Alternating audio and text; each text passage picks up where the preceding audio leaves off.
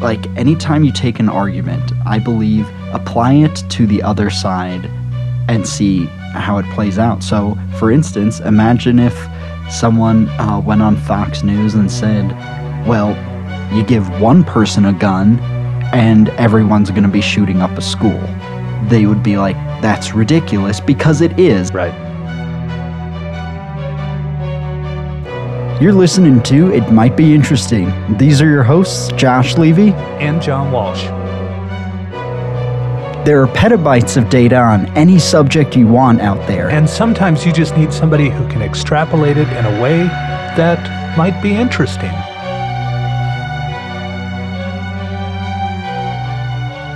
It's funny you mention it because I actually found this book you have here in your home called the Book of Bad Arguments. It's like this great coffee table book, essentially, but it kind of goes through all the ridiculous arguments that people can make, not just in a political setting, but, you know, obviously commonly in political settings. So if our listeners want to get that book, what's the full title? So full title is An Illustrated Book of Bad Arguments. Learn the Lost Art of Making Sense. Nice.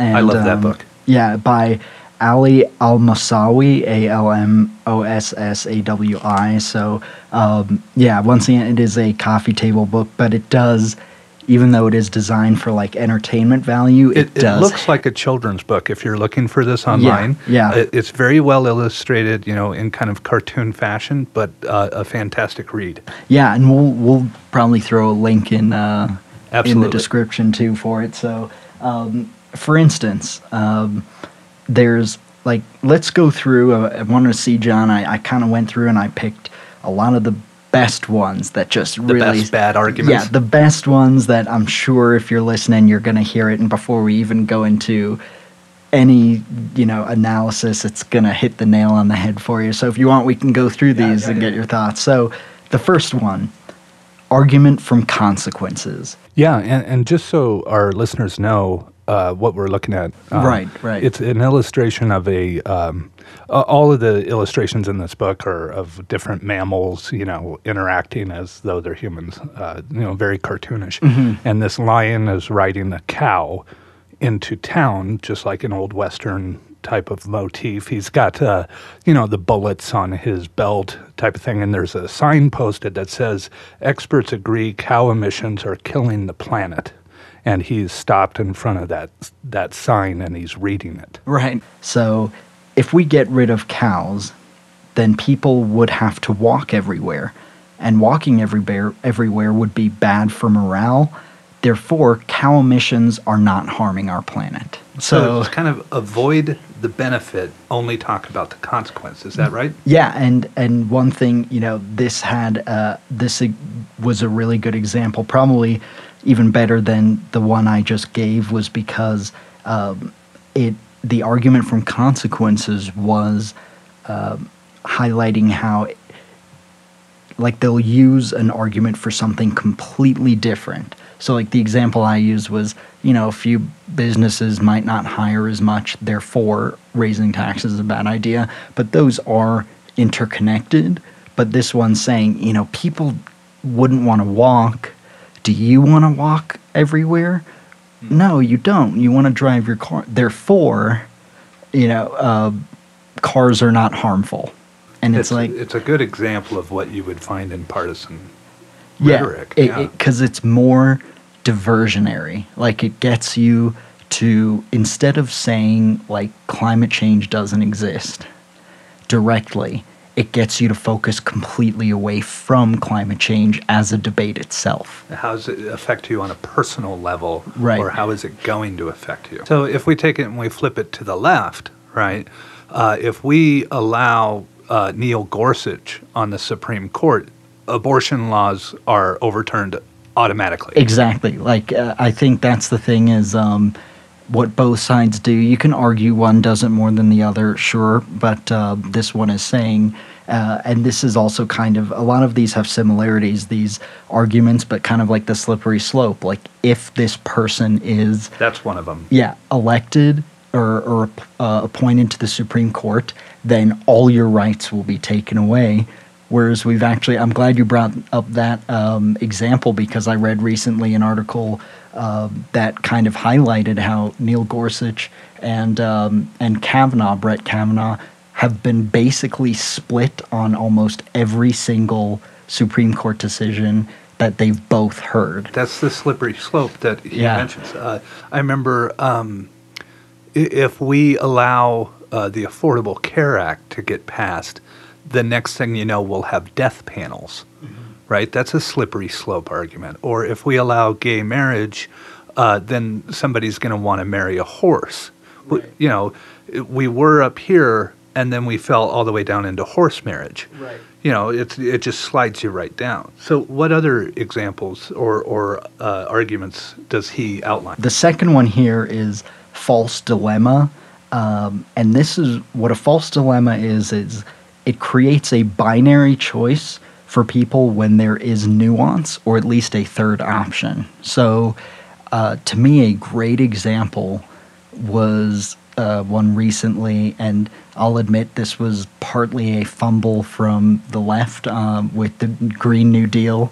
Oh, right. When Ocasio-Cortez sent that memo that was basically just an outline of goals. Mm-hmm. Like, there was nothing irrational about having a goal, even if it's lofty, even if it is a bit unattainable or whatever. But basically, the right took that and said, okay, either you are going to give up your planes, your cars, your meat, take away everything, or you can have that freedom.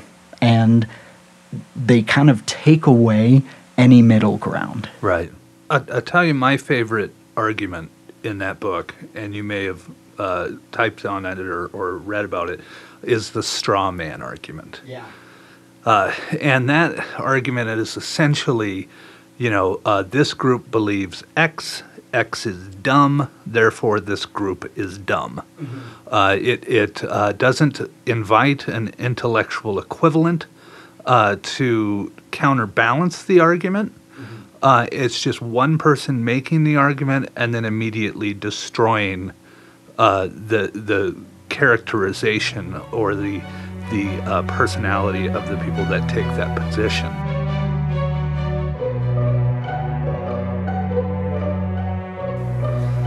So, Josh, what do you think when you're sitting at a stoplight and there's a car in front of you with a bumper sticker that says, "I don't trust the liberal media"? Oh, wow.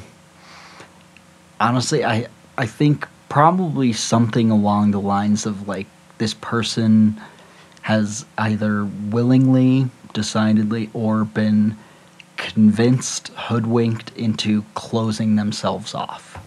So I kind of tend to see it two ways. First is that's a motorized advertisement for conservative media. Right. And second, that person may be laboring under a false delusion as to what liberal journalism is. Right.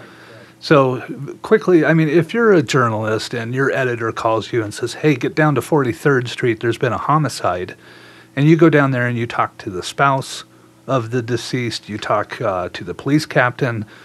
The next day you go and you talk to members of the community, of his church, of his bowling team, whatever. And in every interview you give, just like that guy running over the hill and collecting the information and bringing it back, you want it to be factual, you want it to be accurate, you want it to be nonpartisan, you don't want to take sides, you don't want to speculate who the murderer is, none of that. You just want to present facts. That is taking that journalistic standard and applying it liberally to everyone you interview. So after the Second World War, the Federal Communications Commission, I would assume after seeing what devastation the Nazis did, decided to input or rather put together a policy that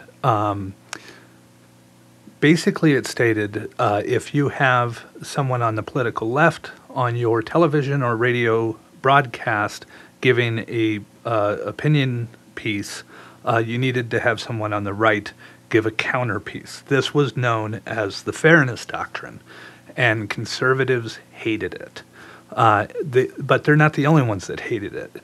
The other group of people that hated it was the broadcasters. And I'll talk in a minute as to why, but basically what the broadcasters said was, we're just not going to air either opinion, and we're just going to shoot for the middle. Well, there was a lot of conservatives who felt that is still biased. They felt that media, as a default, was tilted to the left.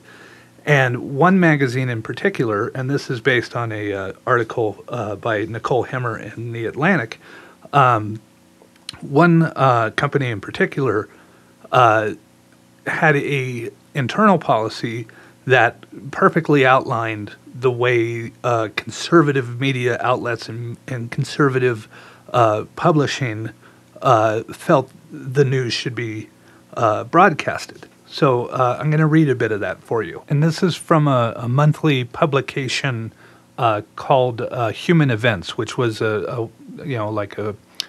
popular conservative magazine in the 1940s. In reporting the news, Human Events is objective. It aims for accurate representation of the facts, but it is not impartial. It looks at events through the eyes that are biased in favor of limited constitutional government, local self-government, private enterprise, and individual freedom. This could be kind of the mission statement of almost every conservative outlet or publication that I've seen. It's basically outlining that they intend to be biased. So if an organization is either neutral or to the left of their opinion, either way it's to the left, because their publication by default is biased. And they're claiming that both the neutral establishment as well as the publications of the political left are of equal liberal slant, and that cutting their dialogue out of the equation is what makes media liberal. And if you are part of a party, a political organization, that supports either that doctrine or is pro-government, then you are by default in bed with the liberal media. Yeah, I think, and it also is a situation where, like, let's put ourselves in that in the shoes of like a just standard, like nothing extreme, just a traditional conservative. You're showing up to work. For the most part, the vast majority of like workplaces are, I'd say they have a lot of policies that tend to be more liberal in view, and there are a lot of places, I notice this more being in the tech space where, let's just say if you're conservative, you don't make your jokes or speak out as much as liberals do in the office, because it is less popular of an opinion if you're conservative. So that way, when you do turn on the TV and someone comes out and says, I'm being attacked, and shouting from the rooftops, and someone like an Alex Jones saying, have you noticed you're under attack?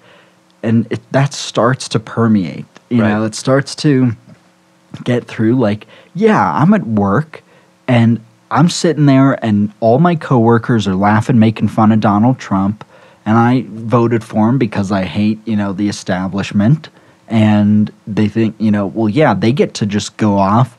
But if I wore a Make America Great Again hat, they think, I want to bring back racism, and then I get sent home, I get shamed on social media, I get, all this stuff, but they can wear their Make America Hate Again hat, and so they have this situation where maybe they can't speak out as much. It's not full-blown oppression, but then when they hear someone saying you're being oppressed, it goes, yeah, I am, and it kind of feeds that. And so the more you get someone who is deeper in that, like, and there's probably a lot of college professors who are right-leaning who would get up and say, I believe that if you're going to allow a voice in the workplace, you should allow conservative voices too. Very fair statement.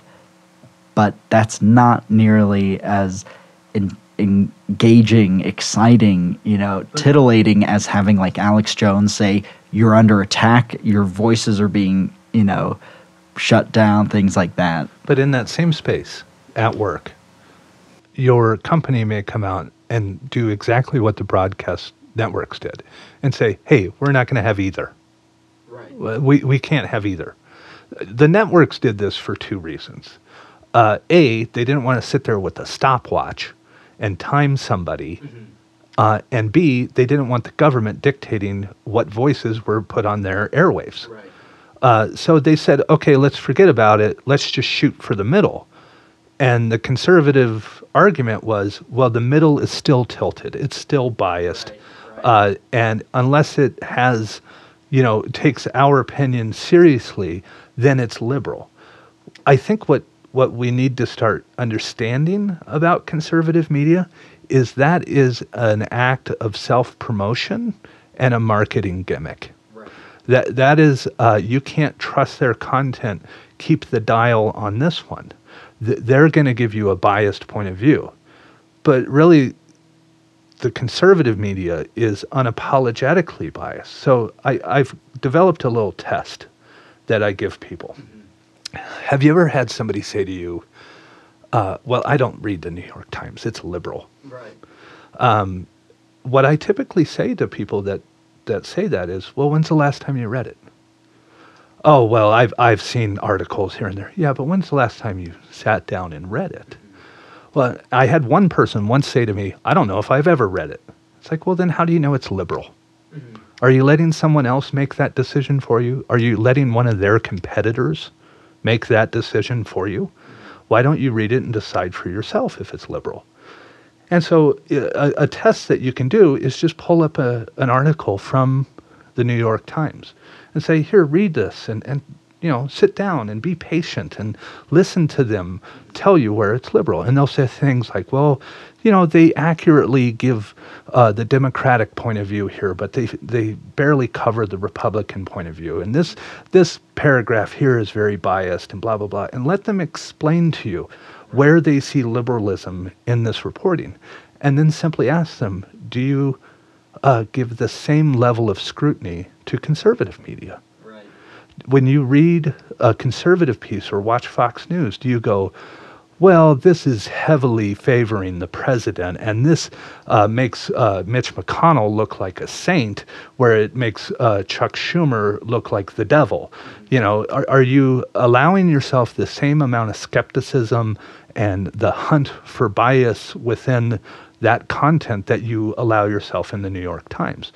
And if you're a Fox News viewer and you only get your news and information from there, I would argue that you're not doing that. Right. And it's just like that diet, talk about the media diet. And it's funny, like when I went back on my news feed, there were times where a New York Times article would come up and I would notice like a few that were clearly an opinion piece that, someone on maybe the left wrote, or maybe someone more conservative than I expected wrote, but they stood out more. And then also on the other side, like when I thought Fox was like the ultimate engine enemy with like absolutely not a drop of fairness or the other opinion, yes, a lot of those articles stood out to me quite a bit.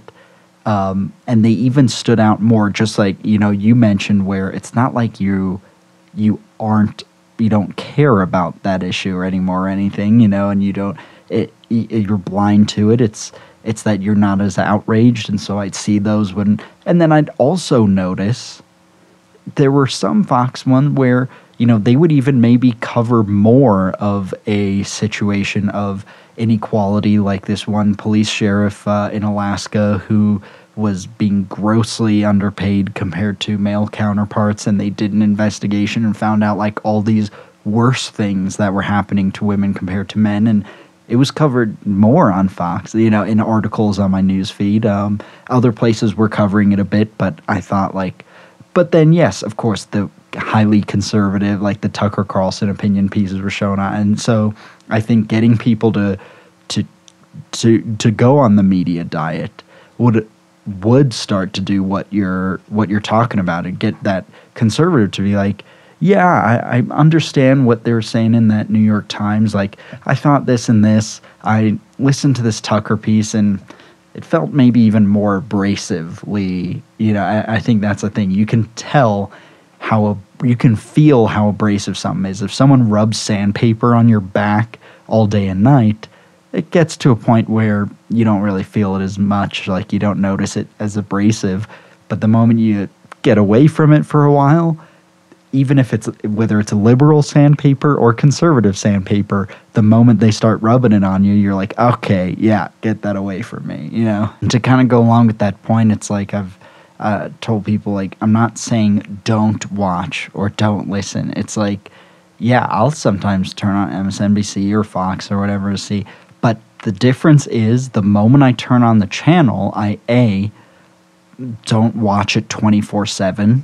I'll maybe watch one segment that I know they're going to talk about, but B, more importantly, I know that I'm eating ice cream. I know that, look, what I'm watching and listening to is just the dessert, is just the, opinion piece I'll agree or disagree with and feel a little riled up about whatever, but I'm not having a huge dose of it. It's not the main course. I know that I've already read, more factual reports of it, or I'm going to. So it's like, it's not a matter of you got to cut yourself forever. Like, maybe for the diet, you temporarily, like you did, for 3 weeks, like 0. And then, but it's like, that doesn't mean forever you can never watch MSNBC or Fox. It's just the idea that, look, if you do, that what river you're swimming in. Yeah, you don't think like, oh, I'm getting the salad right now, and the heart of it, it's the ice cream. So there's hyperbole, there's false accusations, there's bias in it. Yeah, and you're now informed enough to pick through it. Right, exactly. And then you're already pretty full from the main course, from NPR and Reuters and stuff. So you don't crave that as much. You want to, it's late at night, you're tired, and you want to get a little bit of entertainment in or whatever. You want to hear the opinion, but you naturally just turn it off after you hear it. You don't feel the need to keep listening, keep watching, you're like, cool, okay, I had my ice cream. I'm going to sleep now. I think that's the big difference is, like, I kind of like telling people because I want them to know it's not like we're trying to do what we were discussing earlier, which is they're the enemy, turn away, don't engage with them, don't talk to a Fox News watcher, no. Like, I'm glad you brought that up. You perfectly outline how Fox News has gotten away with doing what they do for so long. They spend about 40%, I would guess. That's not based on anything scientific. I would guess they spend about 40% of their time telling you how their competitors got it wrong. Right. That Fox News algorithm I talked about, they spend a great deal of time. They'll start segments. Today, the Associated Press reported. Today, the Washington Post reported. Today, the New York Times reported. And it's all a matter of getting you to think negatively about the content of those organizations. And because they've accused them of this bias and accused them falsely of doing these things, that gives them leverage to do the same within their broadcasts and to be overtly biased and overtly partisan within their reporting. So they created the false equivalency, and they spend all this time showing you, oh, here's the Times, here's that. And they kind of arm their viewers to do the same when you talk to them, which is why they engage in that whataboutism, and spin it around and say, well, let's talk about something else. I think what the whole point of this episode is to say you should be equally as objective. Whether you're watching MSNBC or Fox News, you should be as objective on that content as you are on the other person's content. Meghan McCain was on The View, and she was talking to Elizabeth Warren, who refused to go on Fox News and do a town hall. And she said it's a hate for profit organization, and really the only reason they want her on is because she'd be great for ratings. And she didn't want to give him the satisfaction. That's her privilege. I happen to agree with her on that. But she decided not to go on. And Meghan McCain was like, there are good people there and blah, blah, blah. And one of the things she said was that Brett Baier and Chris Wallace bring a level of reporting that, kind of balances the station. And I thought back to your analogy, just because the ice cream has fruit in it doesn't, make it a fruit bowl. It's still ice cream. And just because Fox News has a couple of reputable journalists doesn't make it all journalism. And Meghan McCain was saying, I used to work at Fox News and I was there for X amount of time. And I started thinking about it. And I'm like, how has your role changed from Fox News to The View? The only thing that has changed in what you're doing between the two organizations is The View does not label itself the news. Right.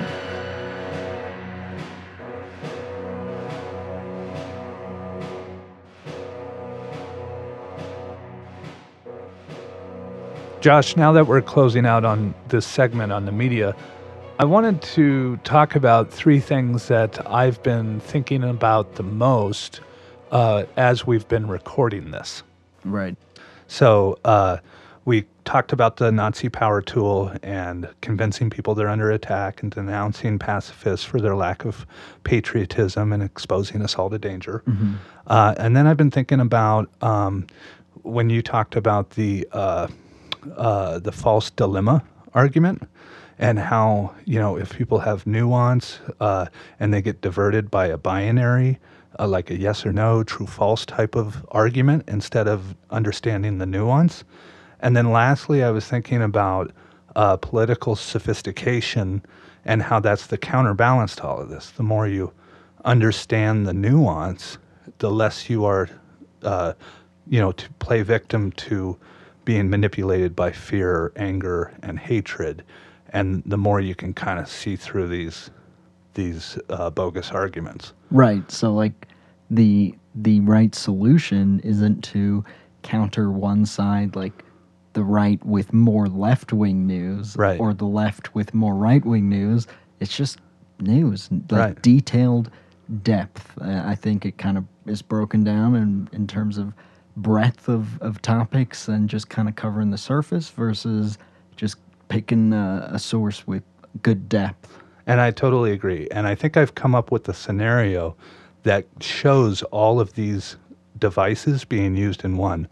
And I know some people will be tempted to just reach over and shut off, but right, I would encourage you to kind of hear this one out. Imagine you're a football player and you just re-signed for tens of millions of dollars for a few years. You're a Pro Bowler. Your first year, you bought your parents a new home on the nice side of town. You moved them out of the bad side of town. Mm-hmm. And that's where you're at right now. And you're having dinner with your parents. And your mom says, hey, you know that boy, Ray, that you grew up with? And you remember him. He mm-hmm. dropped out of high school in the 10th grade or whatever. Mm-hmm. And she says, well, he's dead. And you're like, well, how did he die? And she says, well, the police shot him. Well, why did they shoot him? Well, he was involved in drugs and, running dope and hanging out with the wrong crowd. And he got in an altercation with the police and he opened fire on him. And they returned fire and killed him. And they were well within their legal right to do so. They acted appropriately. Mm-hmm. And all agencies said so. But you go back to your team, and this is kind of weighing on you. Not the police, but that there's far more of these boys, far more Rays right. in your neighborhood than there are of you. Mm-hmm. You got out because you play a sport. Right. But he's still in there. And the other Rays are still in there. And even if you start these charities and do all this work in that community, it's still not enough. Mm-hmm. And you're standing on the sideline going, why isn't the government paying attention to this? There's opioid crisis and obesity and diabetes, and the government's not doing anything. And then you see these $40 million jets fly over your head, mm-hmm. right when she sings, Home of the Brave. Right. And you're thinking, well, the Pentagon had to get involved to, dispatch those and clear the airspace, and what did the permits cost? And, that's a cheap thrill we're spending money on, but we won't spend money on these neighborhoods. And so you say, I'm going to take a peaceful protest. I'm going to take a knee. And then in walks the binary argument. Right. Is he pro-cop or is he anti-cop? Or is he pro-troops? Yeah, does Or he anti- support the troops? Right. And it just, it stirs up anger and animosity. And then, after the game, you go home and you flip on Fox News and there's Sean Hannity waving his finger. And he flips on the power tool, right? And he says, I just want to watch football. I just want to come home and it's a family tradition. I want to sit there and I want to watch football. I don't want to see, this guy's politics being displayed on the screen. I value football. That's part of my lifestyle. And now it's under attack by these guys getting paid tens of millions of dollars to disrespect our flag. I see his peaceful protest, his pacifism, as an act of lacking patriotism, Right. and exposing all of us to greater danger. Because if you don't support our troops and you don't support our police, you're exposing us to greater danger. Right. And boom, power tool is on. Yeah, exactly. And unfortunately, one of the things that made that such an effective tool, an argument, is I think about situations where it's almost used to kind of control and bully your own side in a way. Like, for example, I remember when it first started happening and more players on other teams started to, and it was first, the controversy was coming up. And Jerry Jones, who I disagree with on a lot of political issues, he's known for being on the right very consistently, donating to a lot of Republican candidates and everything. So when it started getting political, he went out when about maybe half a dozen to a dozen players of the Cowboys were taking a knee, and he actually took a knee on the field, holding their hands in the middle. And Yeah, I remember that. yeah, and he made it perfectly clear, like before and after in press conferences, he was trying to stay neutral, but, it was clear, like, he wasn't, like, the whole purpose was supporting their right to do so. He wasn't taking their political side. He was just saying, I stand by my players. And then it was like 2 weeks later, he was standing up in a press conference saying any player who kneels is getting sidelined, as if, he's going to sideline like Dak Prescott, who brings more viewers than, and it was like he was bullied into, submission when he wasn't even supporting the argument itself that Colin Kaepernick and these players were making. He was just saying, hey, they have the right to do this, and I stand by them. And it was such a powerful moment because people on different sides kind of supporting each other, standing together, saying, we respect each other. Right.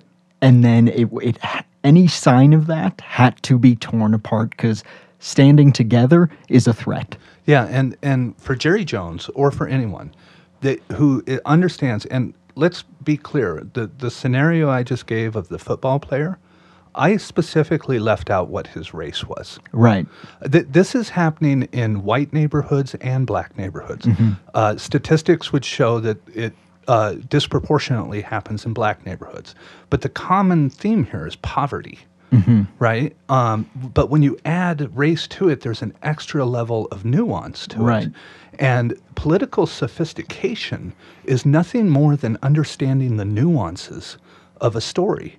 And it doesn't mean you agree or disagree. It just means you understand it. And when you're pulled away from that into a binary argument, it becomes left-right. Right, wrong, black, white, pro-cop, anti-cop, supports troops, doesn't, patriot, unpatriotic, right? And that binary argument just strips all the nuance out of it. And there's a study out that shows that, and it was done in 2012, but it shows that this is having an effect on people who are consuming that media. And I just forwarded you the link of this study, and I want to get your immediate reaction on it. All right. Yeah, I like it. So It looks like this study here is, it's called What You Know Depends on What You Watch. Current events, knowledge across popular news sources. And it looks like it's from Fairleigh Dickinson University's Public Mind poll.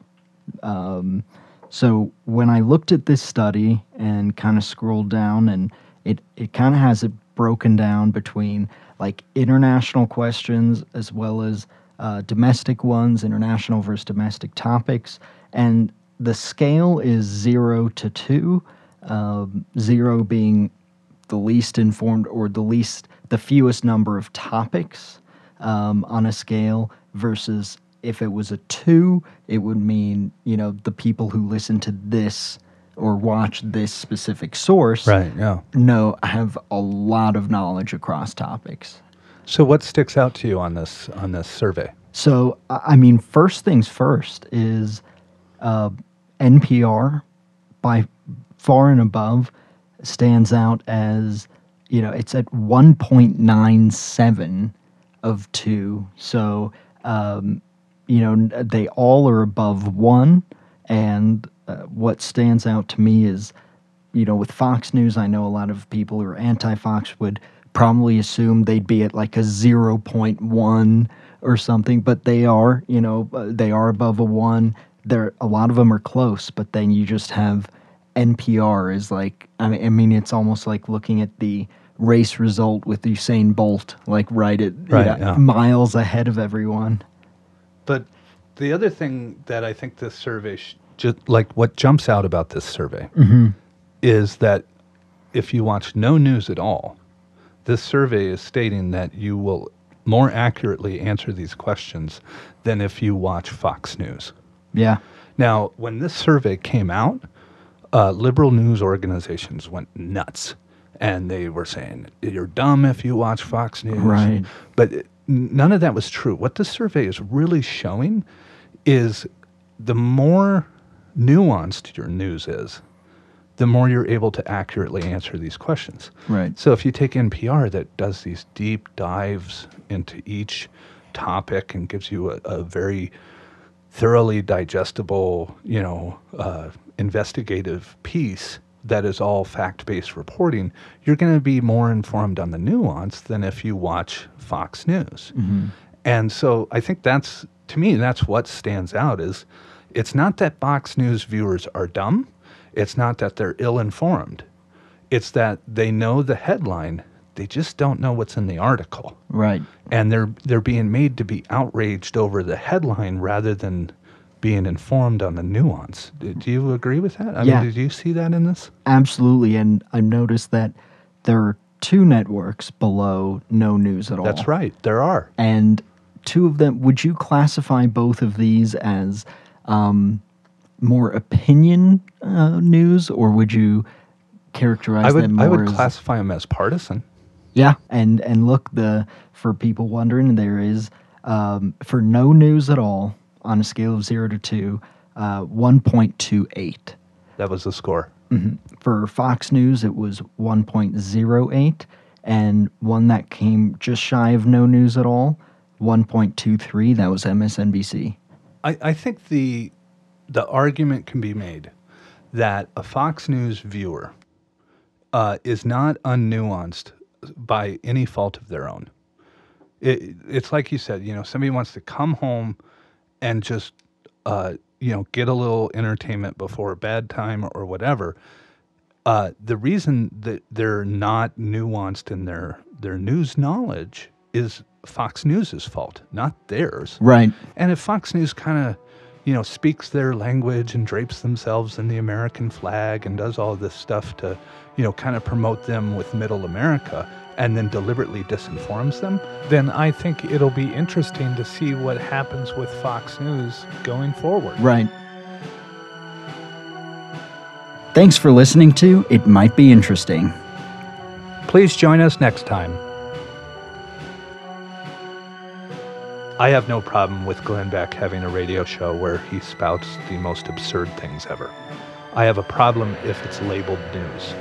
And quite frankly, I think we all need to start having that problem, because the airwaves that these news channels broadcast on belong to the people of the United States.